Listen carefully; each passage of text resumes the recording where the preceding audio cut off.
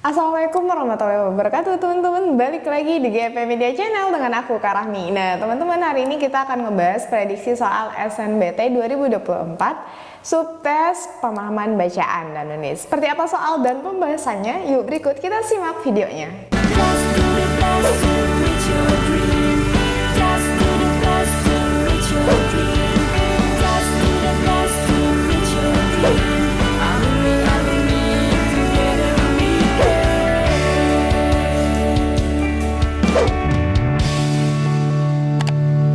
Kapan lagi kamu bisa ikutan tryout UTBK gratis di GP Media kalau bukan sekarang? Ikuti syaratnya dan kirim bukti screenshot di gpmedia.id ya, jangan sampai ketinggalan. Buat kalian yang lagi cari tryout SNBT dan ujian mandiri untuk masuk PTN, kita punya solusinya. GEP Media menyediakan tryout SNBT dan ujian mandiri untuk beberapa PTN ternama di Indonesia. Mulai dari harga 10.000, kalian sudah dapat ribuan soal prediksi, video pembahasan, dan ada kelas online juga loh. Yuk daftar sekarang! Baik teman-teman, sekarang kita kerjakan soal pertama. Judul yang tepat untuk bacaan di atas adalah, di sini yang ditanyakan adalah judul. Nah, judul itu isinya mewakili keseluruhan isi teks gitu ya. Kemudian biasanya dia berupa kalimat singkat, padat, dan juga jelas. Dan yang terpenting adalah dia mewakili keseluruhan isi bacaan.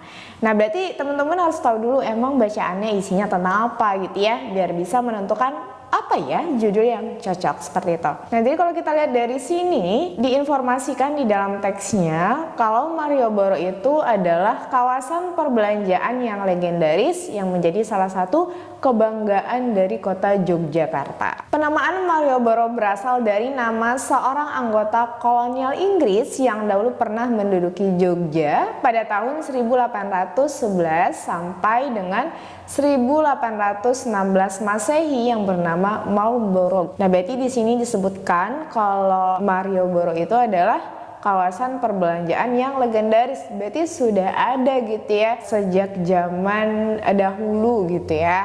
Nah, berarti masa dahulu udah ada nih gitu. Atau dijelasin kalau Malioboro itu adalah kawasan perbelanjaan yang legendaris. Di sini disebutkan, nah berarti dia menjelaskan seperti apa ya Malioboro itu dari zaman ke zaman gitu ya. Karena di sini disebutkan dahulu, berarti dia menjelaskan seperti apa ya Malioboro dahulu gitu ya pada zaman dahulu. Kolonial Hindia Belanda membangun pusat Malioboro itu di pusat kota Jogja pada abad ke-19 sebagai pusat aktivitas pemerintahan dan perekonomian.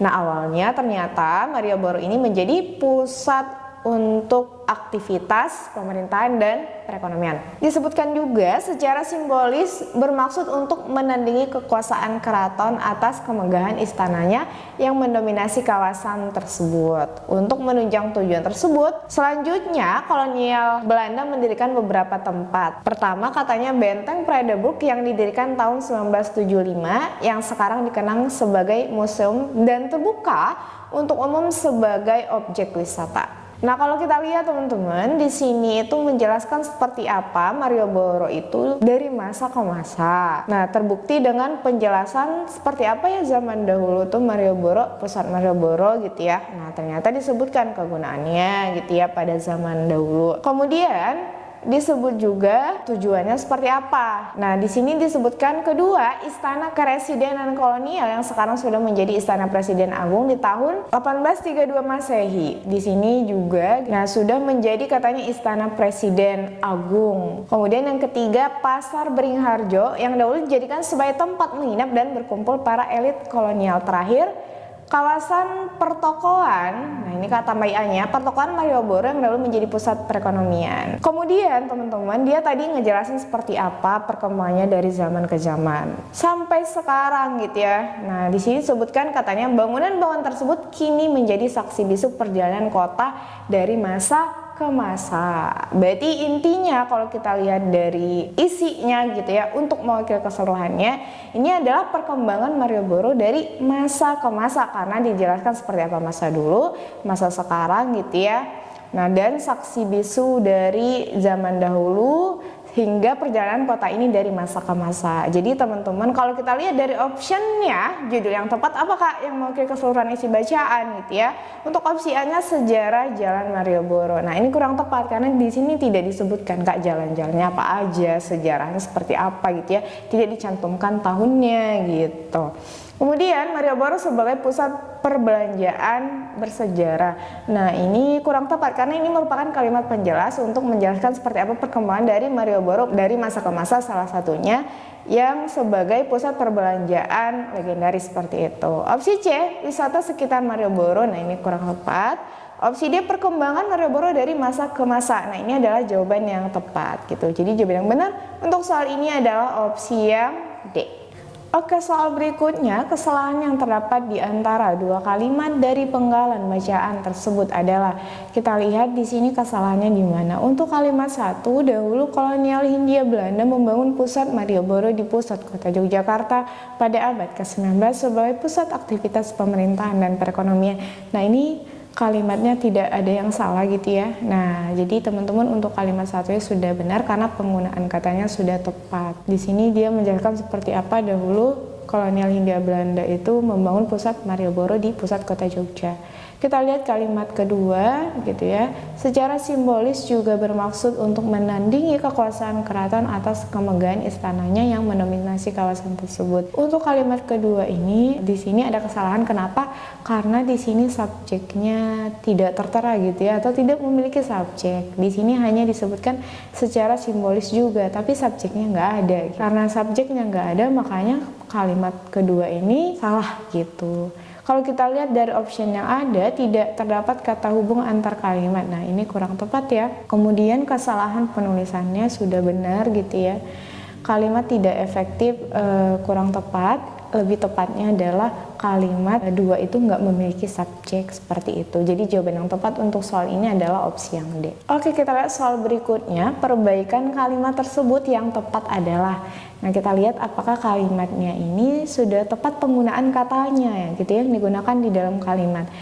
Disebutkan berbagai macam kerajinan dapat didapatkan. Nah, gitu ya Kak. Nah, ini berarti kalimatnya ini kurang tepat. Kenapa? Karena di sini disebutkan dapat kemudian didapatkan gitu. Ini berarti berlebihan gitu ya penggunaan katanya gitu ya.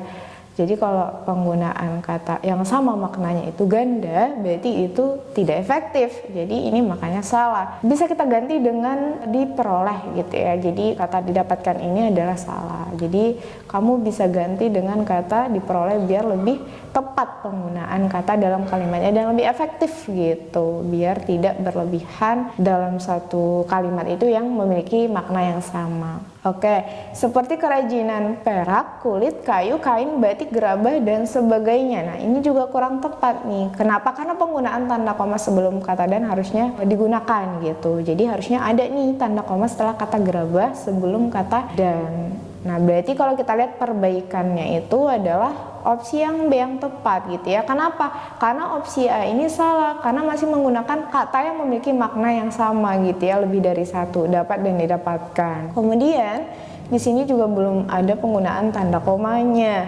Opsi B-nya, berbagai kerajinan yang dapat diperoleh seperti kerajinan perak, kulit, kayu, kain, batik, gerabah, dan sebagainya. Ini adalah jawaban yang tepat untuk perbaikan kalimat tersebut seperti itu.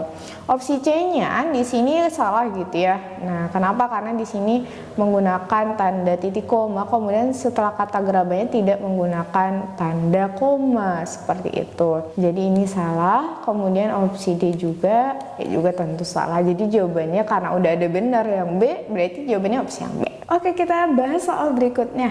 Istilah yang tepat untuk melengkapi rumpang di atas adalah, jadi kalau kita disuruh melengkapi kalimat rumpang berarti yang kita lihat adalah kalimat yang di sini ada titik-titik gitu ya. Nah, jadi kamu cari kata yang cocok untuk memaknai kalimat tersebut gitu ya. Nah, jadi kalau kita lihat di sini pondok pesantren saat ini menjadi pilihan. Nah, kata pilihan berarti lebih sesuai menggunakan alternatif gitu ya setelah kata pilihan seperti itu. Kenapa? Karena suprematif cukup baik, kompetitif, dan diperhatikan itu kurang tepat penggunaannya setelah kata pilihan gitu, karena maknanya itu nanti tidak sesuai gitu ya. Kemudian sistem pendidikan agama yang secara khusus, titik-titik, ini kata yang tepat yang kita gunakan adalah diintegrasikan gitu ya dengan pendidikan umum menjadi nilai jual yang cukup menjanjikan.